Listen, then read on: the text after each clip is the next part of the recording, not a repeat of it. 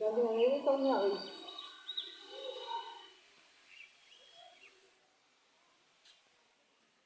है NX 200 एथीना।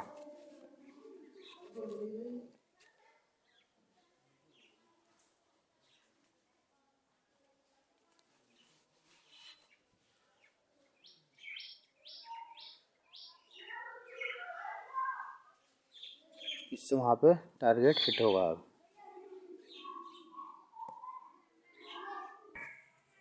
ये 4 लीची बोतल है।